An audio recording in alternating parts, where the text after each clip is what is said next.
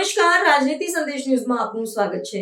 વડોદરામાં city bus સેવા ફરી શરૂ થતાં મુસાફરોને મોટી રાહત। વિનાયક લોજિસ્ટિક્સને 3 મહિનાનું એક્સટેન્શન આપવામાં આવ્યું। સવારે બંધ કરાયેલી 160 બસો ફરી રસ્તા પર દોડી। સવારે 11 વાગ્યાથી તમામ રૂટ પર બસ સેવા પૂર્વવત થઈ।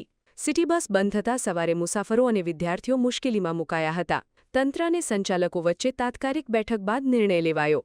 જૂની 160 બસો સાથે નવી 30 બસો પણ હવે દોડશે। બસોની સંખ્યા વધતા મુસાફરોને વધુ સારી સુવિધા મળશે।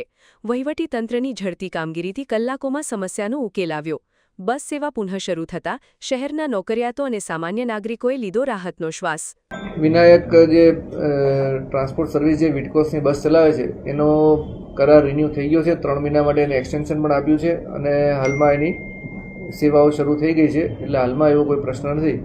ખાસ કરીને જે એનો કરાર જેનો સમય મર્યાદા પૂરી થઈ હતી પણ વડોદરાના નાગરિકોની સુવિધાઓ માટે થઈ અને પીએમઈ બસની જે આપણે માનનીય સીએમ સાહેબે જે લોન્ચ કરી એની પણ શરૂ કરવાની છે અને એની નવી ફ્લીટ પણ આવવાની છે। તો એના સંદર્ભે એ આવે ત્યાં સુધી આપણી સર્વિસ રાબેતા મુજબ ચાલે અને લોકોને તકલીફ ના પડે એના માટે થઈને આપણે ફરીથી એને કોન્ટ્રાક્ટ એક્સટેન્ડ કર્યો છે। કચાસ ક્યાં રહી ગઈ? કારણ કે ગઈકાલે જ તેનો કરાર પૂરો થયો હતો। કચાસ નથી રહી ગઈ આમાં। એકચ્યુઅલી એને માટે કંઈ કોમ્યુનિકેશન ગેપ હતું, બાકી એથી તો એનો કરાર રિન્યૂ કરી દેવામાં આવેલો છે, કોઈ એવો ઇસ્યુ નથી। સર, કંપનીના મેનેજર એવું કહે છે કે અમને એક્સટેન્શન જોઈતું નહીં તો પણ અમને આ લોકો આપી રહ્યા છે, તો એની પાછળ હવે કારણ શું? આ કંપની હવે આગળ ફરીથી એક્ટિવ રહેશે કે બંધ થશે? એવું કંઈ કંપનીના મેનેજર દ્વારા અમારા સમક્ષ એવી કોઈ માંગણી નથી મૂકવામાં આવી કે અમારે નથી જોઈતું એવું। અમે એને એક્સટેન્શન આપ્યું છે ને એને સ્વીકારી લીધું છે અને હાલમાં બસની સર્વિસ શરૂ કરી છે, એટલે હાલમાં એવો કોઈ ઇસ્યુ જણાતો નથી કે એને નહીં જોઈતું હોય એવું। કમ્યુનિકેશન ગેપ ગંભીર મામલો લાગતો નથી?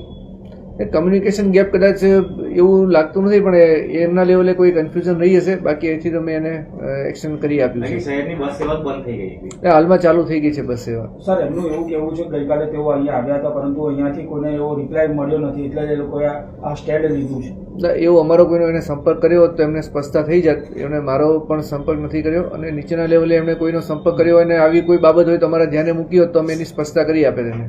તો હવે આ જે સમય કેટલો ક્યાં સુધી વધારવામાં આવ્યો છે?